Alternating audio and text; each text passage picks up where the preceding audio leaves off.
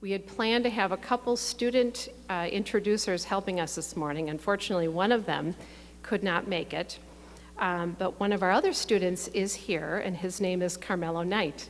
Carmelo is a senior at Golda Meir, and he's already been accepted to 5 schools, including Morehouse and Marquette.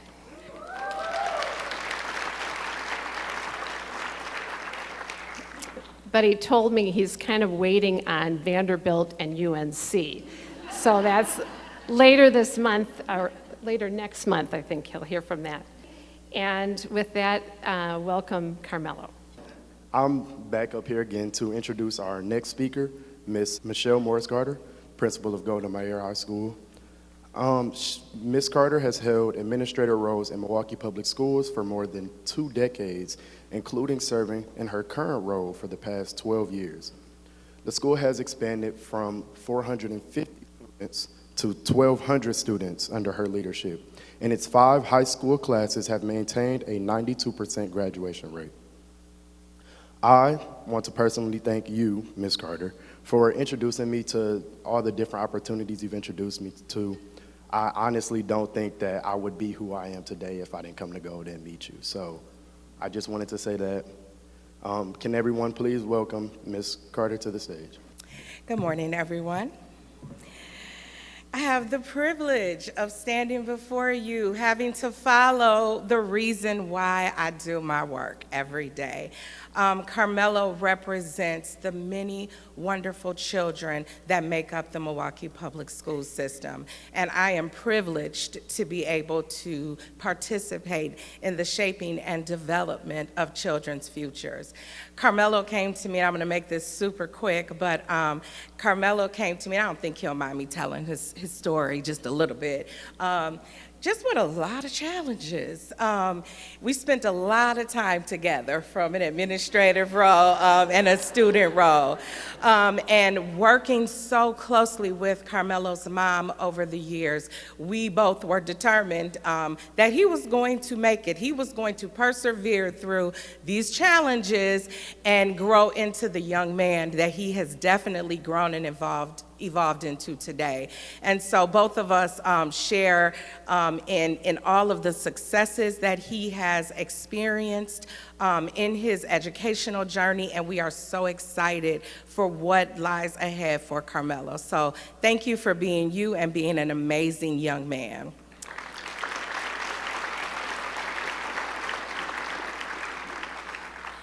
I have had the privilege of serving at Golda for 12 years, and having that consistency in leadership, I think, has helped continue the success that our school community has enjoyed for many, many years.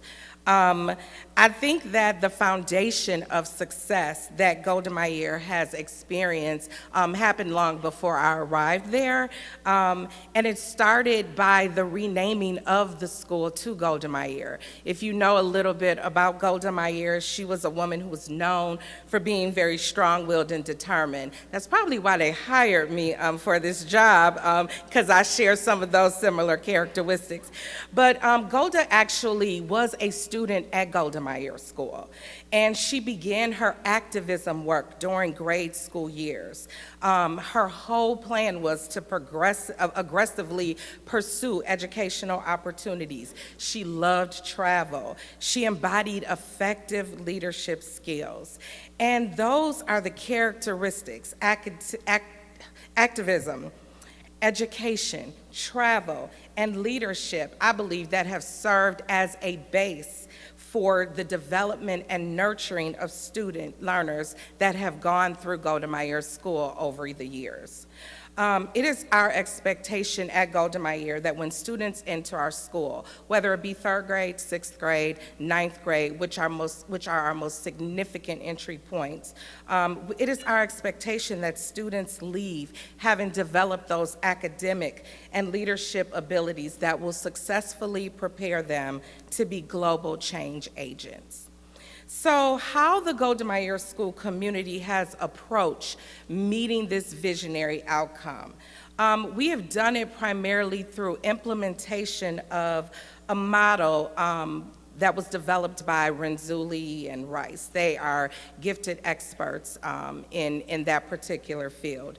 And the model that we have adopted to use is called the school enrichment model. And this particular model of educating students takes the approach that you are developing academic and talents, gifts in all students. You're developing their strengths and you're developing any area of talent, whether it be creative, whether it be leadership, whether it be those academic talents, by providing enriching learning experiences. We also infuse that with higher academic learning standards. And between those two areas, we have been successful in growing students and student leaders like Carmelo, who are really going out and making changes in the world. So in this model, in action at Golda Meir School, it looks like our students having access to experiential learning and travel opportunities. We provide all of our students with a wide array of fine arts experiences at Golda. They come in, they participate in performances at the symphony. We attend theater through First Stage Theater. Our students are constantly, if you ever walk down or come down the downtown area, you'll see little bodies walking to museums. One of the programs that we are super proud that our students have the opportunity to participate in is the docent program at the Art Museum. So students starting in 3rd grade are introduced to various art forms. They learn to look at it, they learn to critique it, and by the time they develop their skills and get to the 5th grade, they actually become junior docents, where they are able to critique pieces of work and present how that work applies to their personal lives. And so it is those fine arts experiences that help shape the well-roundedness that we want our students to leave with. We also, like Mr. McHenry, have a really strong emphasis on STEM, and one of my teachers is here with me today. Ms. Gleason has been extremely instrumental in helping build and develop a strong STEM program at Golda Meir School. STEM is more than just learning the design process. It is also being able to apply that design process, and our students participate in numerous competitions. They most recently we just did a Samsung challenge. They were a part of a program last night where the Maker 48 series, where they got 2nd place. So they are taking those skills learned in the classroom and they make it applicable to them. Our students have the opportunity, and we always have, to partner with organizations like Northwestern Mutual, Eaton, who bring partnership to a new level. They don't just provide funding for us, but they provide the manpower. They come in, they work alongside our students, they mentor our students, they help in those build and design processes. And so we're fortunate to have been able to build these partnerships that are critical for our students to understand what skills, what real world of things are needed for them to be successful.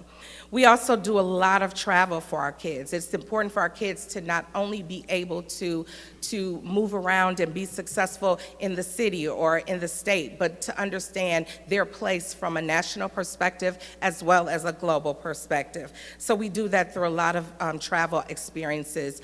Our kids have gone to the Grand Canyon, Denmark, Germany, and they go at very young ages, so it becomes a part of who they are and things that they know they can aspire to be. And with the development of our high school program, it was important for us to take students to colleges very early on. We needed them to see that they can meet these goals. So we do local college tours, we do historically Black college tours, we do Ivy League college tours. We want them to understand that the sky is the limit for them.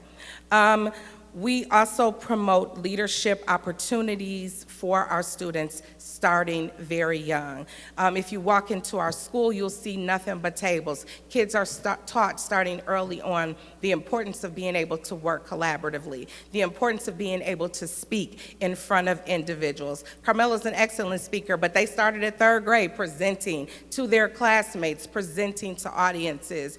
Those are the skills that we know that our kids need. One key area that we focus on, starting at 3rd grade, is implementation of Socratic seminars. And this is super important because we want our students to not just be those convergent thinkers that are moving through our society, but we want them to have a little bit of that divergent thinking as well, where they're bringing in creative thought. They are bringing in innovative ideas, because these are the change agents that we are going to need to make our world a better place.